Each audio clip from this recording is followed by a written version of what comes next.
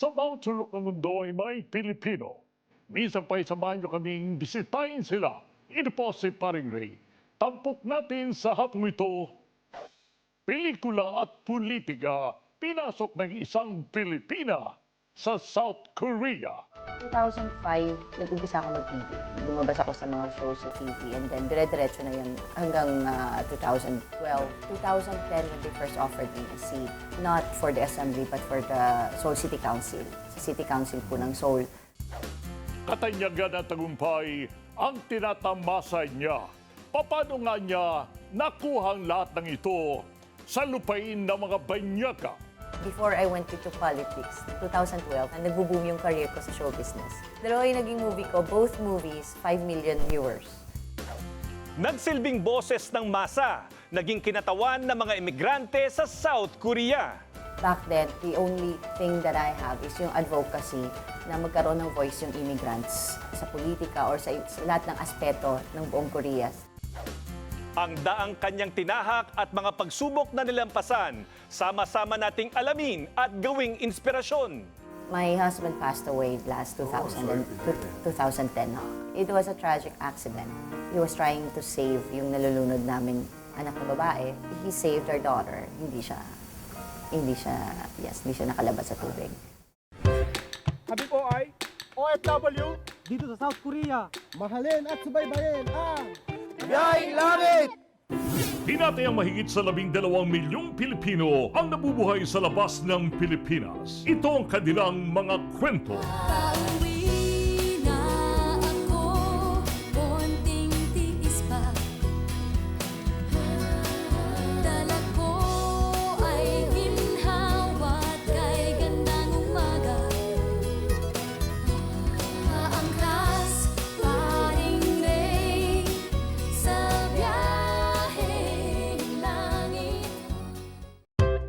Pamilya, narito po kami sa pagitan ng North at South Korea. Demilitarized zone kung tawagin. Kasama ko mga Pilipino sa ating Biyaheng Langit!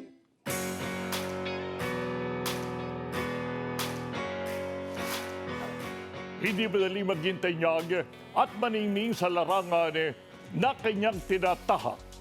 Higit lalo pa kung ito'y lupain ng mga banyaga. Subalit para sa Pilipinang si Jasmine Lee, hindi lamang mundo ng pelikula, kundi maging politika ay napasok niya. Ang kanyang buhay at tagumpay sa pakikipagsapalaran sa South Korea ating silipin.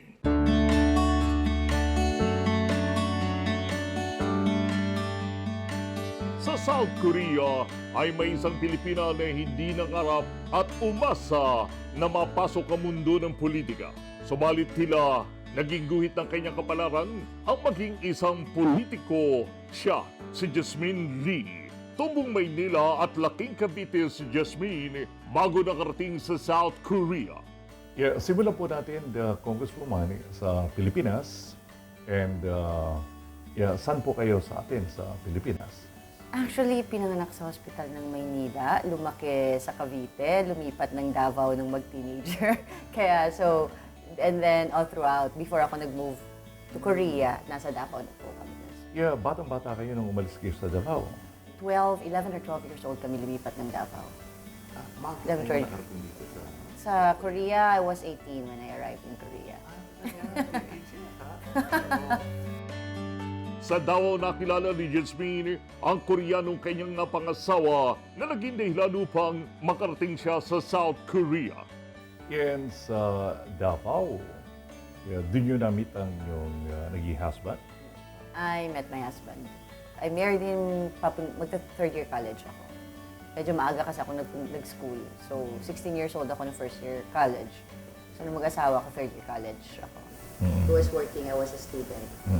A fate sealed with a bottle of Coke. Yun ang sabi ng mga tao. Kasi bumili lang siya ng Coke sa tindahan ng parents ko na binabantayan ko. Gano'n? Nung ganun kami nag-meet. So that's what they say. So fate sealed with a bottle of Coke.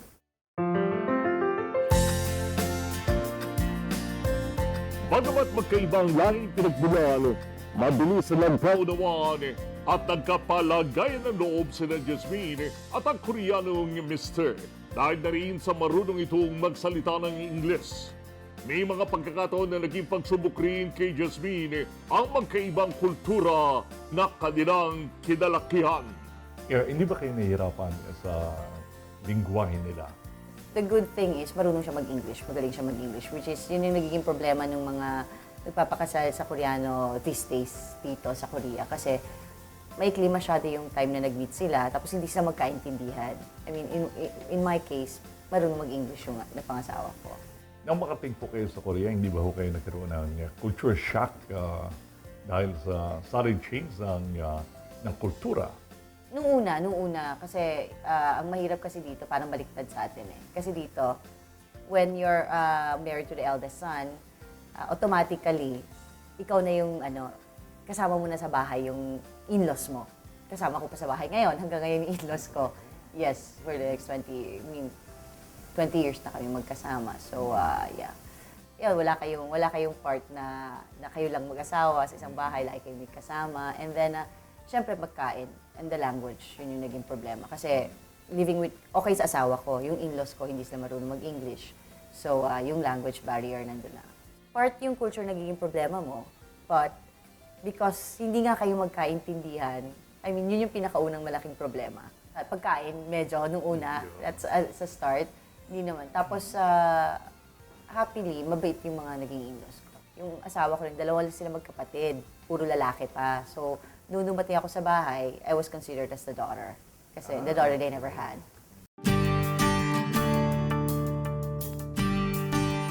Mula sa pagiging isang simpleng may bahay, nagtrabaho si Jasmine bilang isang English teacher sa South Korea.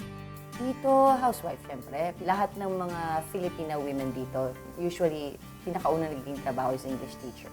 Grabe yung grabe yung need ng Korea sa mga students nila sa English, with the English language. So, marami naghahanap noon ng mga academies, mga institutes na naghahanap ng mga English teachers. So, yung mga Filipinas, automatically, kasi nga maraming Koreano, di ba, nag-aaral ng English sa Pilipinas. So, automatic yung mga nandito, yung pwedeng nagtuturo. So, I think I taught for less than a year, mga 11 months. Yeah. Kasabay ng pagtatrabaho at pagtuturo ng English, ay pinag-aralan naman ni Jasmine ang lingwahe ng mga Koreano. Ngayon, marami nang nagtuturo ng Korean for free. Ina-offer na ng government, lalo na dun sa mga marriage migrants. Noon, back to 1995, pagdating ko dito, isa lang yung school na nagtuturo ng Korean. And they were charging $2,500 for 3 months. Ang sweldo ng asawa ko noon, mga $1,000 lang isang buwan. So, ibig sabihin, kung 3 months mag-aaral ako doon, wala na, gugutumin na kami.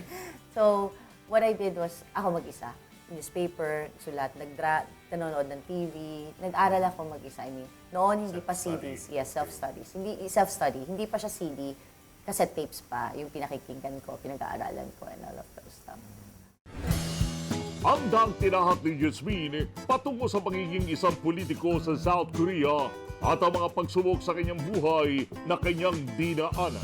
Sama-sama nating tunghayan sa muling pagbabalik ng Biyaheng Langit.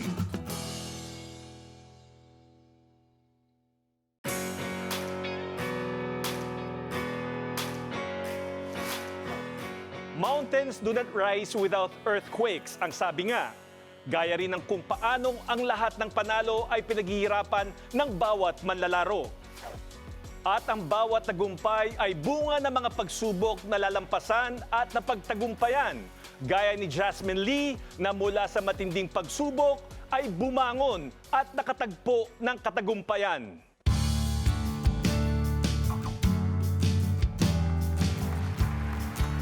Bago naging isang politiko, ay sa mundo muna ng telebisyon at pelikula nakilala si Jasmine Lee. In 2005, nag-umpisa ako mag-TV. Lumabas ako sa mga shows sa TV, and then dire-diretso na yan hanggang 2012. Panel guests sa mga shows, iba-ibang shows. Kasi maraming mga shows regarding multiculturalism. Kasi nga, bagong trend sa Korea yung multiculturalism. Talagang proud sila being a homogeneous race. Tapos ngayon, maraming nagpapakasal sa foreigners. Nagkakaroon ng sinatawag nating multicultural family dito sa Korea. parang bagong set ng people, bagong population ng Korea. So, madalas kami lumalabas sa TV, at tapos nagle-lecture din ako about multiculturalism. 2010, when they first offered me a seat, not for the assembly but for the Seoul City Council, sa City Council po ng Seoul. Back then, the only thing that I have is yung advocacy na magkaroon ng voice yung immigrants sa politika or sa lahat ng aspeto ng buong Korea, sa society. So, yun lang naman yung advocacy namin noon, which, yun nga, naging, in-offer sa akin yung politika. I turned it down in 2010, which is, kaya naging parang blessing in disguise kasi 2 years after, 2012, in-offer naman nila sa akin yung seat sa assembly na. Opportunity knocks once daw eh.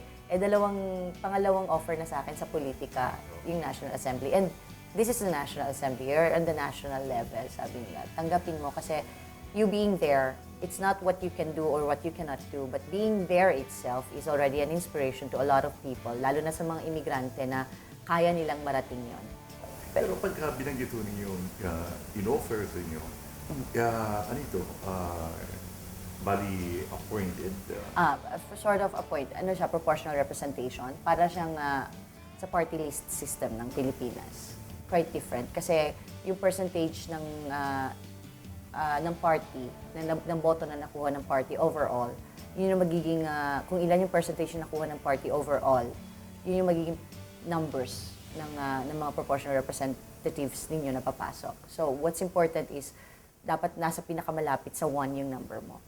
The smaller the number is, the bigger the opportunity.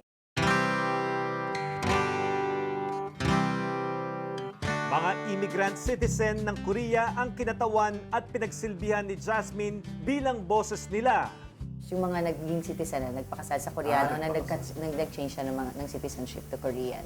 So, hindi lang mga Pilipinos, but yung mga immigrants, lalo na yung mga immigrant wives, yung mga nagpakasal sa mga Koreano. Kasi, yun nga, yung advocacy namin noon, nagtataka nga sila kasi malaki nakuha namin na boto for the party itself. Kasi, ang sabi is, maganda yung list, yung line-up ng proportional representatives. Lahat ng sector ng society represented. The doctors, the nurses, the workers, the immigrants. So, ako yung pinakauna actually na pumasok na non-Korean born.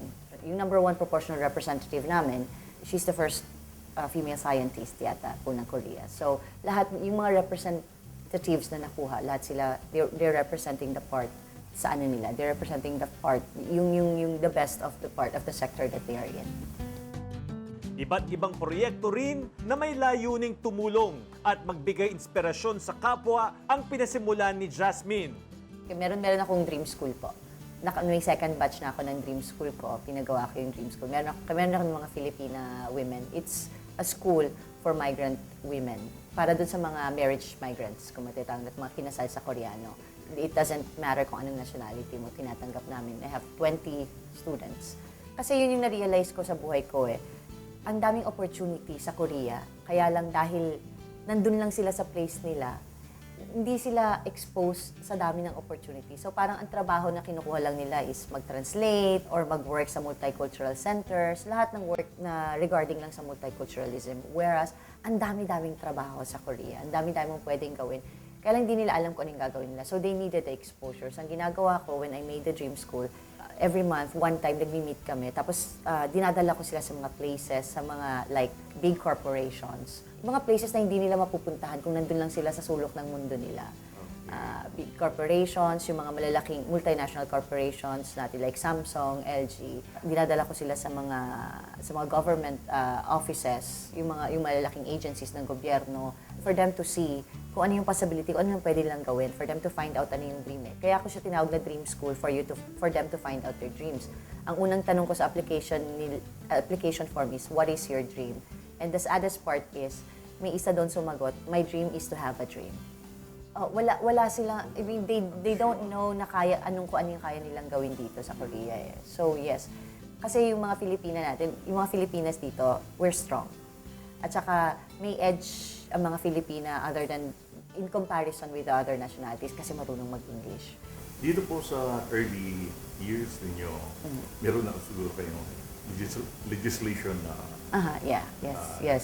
Yes. Ano ang the best para sa inyo po? Yun yung pinakaunang bill na na-draft ko na napasa namin sa main session.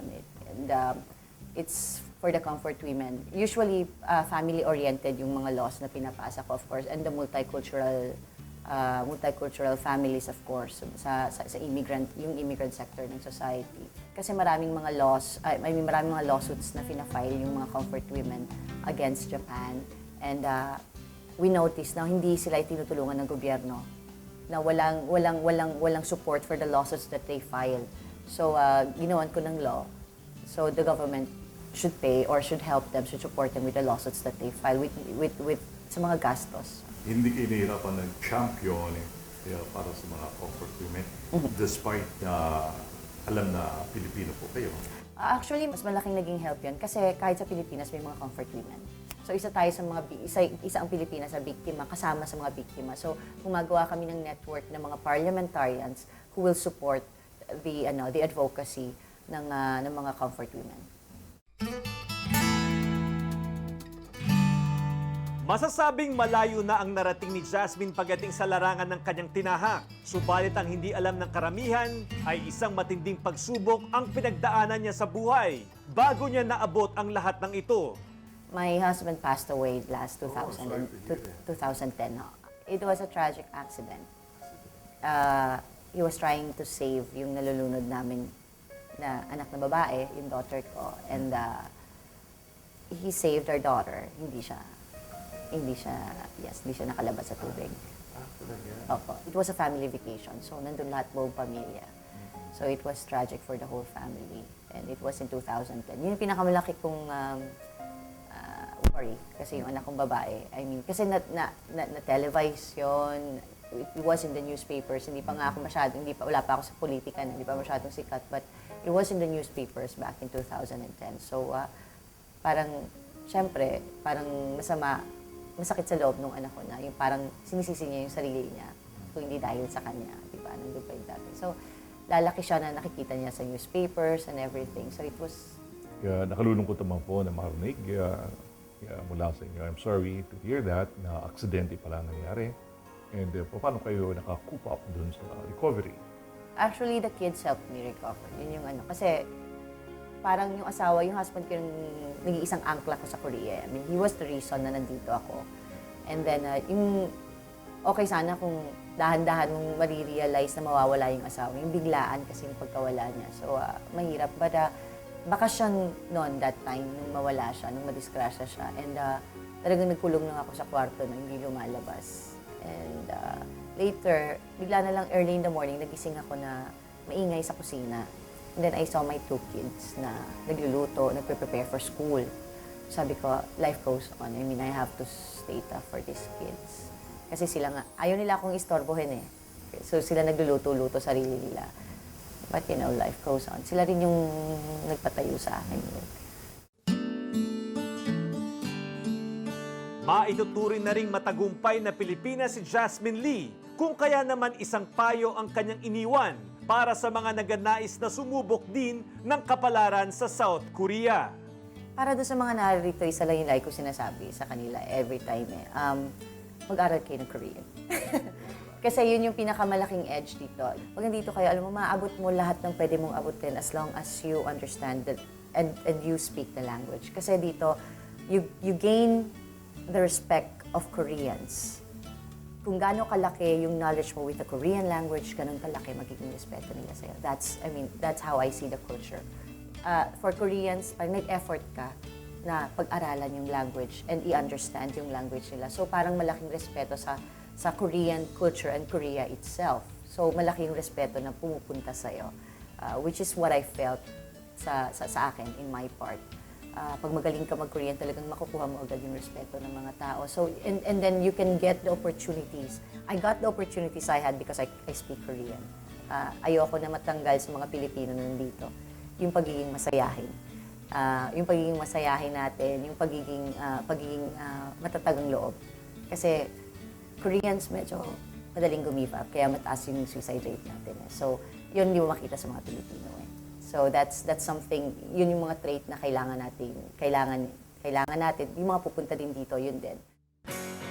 Tibay at lakas ng loob ang puhunan ng maraming mga kababayan natin na sumusubok ng kapalaran sa ibayong dagat. Iba't ibang daan ang posibleng tahakin sa paghahanap at pag-abot ng tagumpay na kanilang inaasahan. Subalit isang bagay lamang ang dapat nating tandaan. Higit sa pinansyal na aspeto, tagumpay rin may tuturing ang pagtulong sa kapwa, malaki man o maliit, sa pamamaraan mang yan ay makatutulong sa atin.